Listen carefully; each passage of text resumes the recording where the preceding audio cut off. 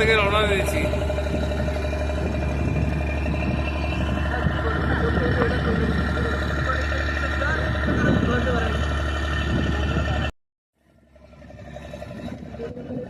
যাওয়ার পথে বেলুবন ঘাট থেকে লঞ্চে আমরা রওনা দিয়েছি।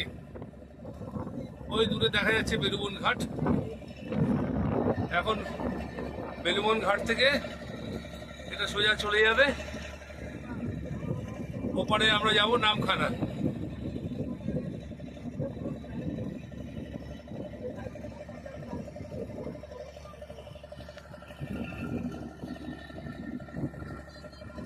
ভালোভাবেই যাব, খুব দৌড়ে দৌড়ে আসতে হয়েছে।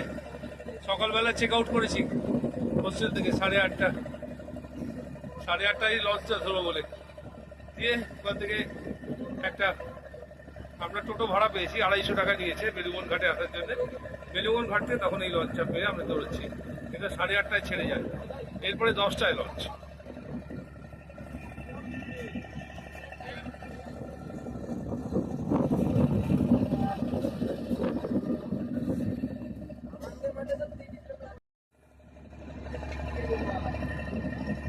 চারদিকে অপূর্ব সমুদ্র, অপূর্ব অপার, এপার ওপার দেখা যায় না। লঞ্চ চলেছে নামখানা ঘাটে।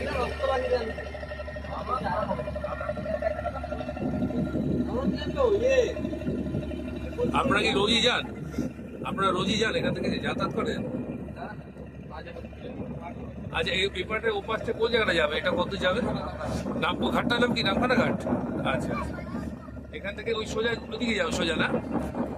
ওখানে ট্রেন ধরবেন? আচ্ছা আচ্ছা আচ্ছা আচ্ছা আচ্ছা।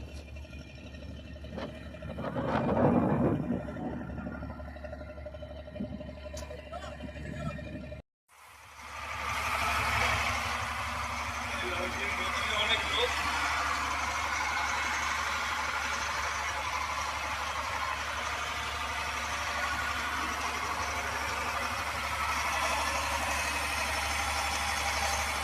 কত লোক হয় ভেতরে মোটামুটি? কত লোক হয়? 150। আচ্ছা,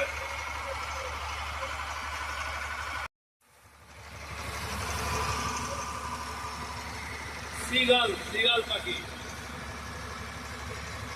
এরা ফেরার সময় আমাদের সাথে আছে।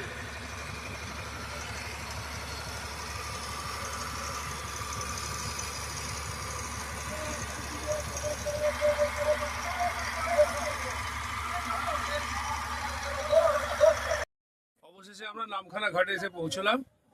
চারদিকে প্রচুর ট্রলার, এখানে সব ট্রলারে ভর্তি। আমরা ওই লঞ্চটায় এসছি, যাত্রীরা আসছে লঞ্চ থেকে নেমে।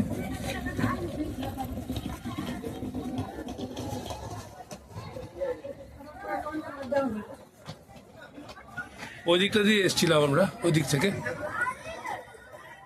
এখন এখান থেকে একটা অটো টোটো কি পাই, যা পাবো সেই নিয়ে আমরা যাব, স্টেশনে যাব, নামখানা স্টেশন। সেখান থেকে ট্রেন ধরে সোজা ব্যাক টু প্যাভিলিয়ন বাড়িতে। Happy end of the sweet journey.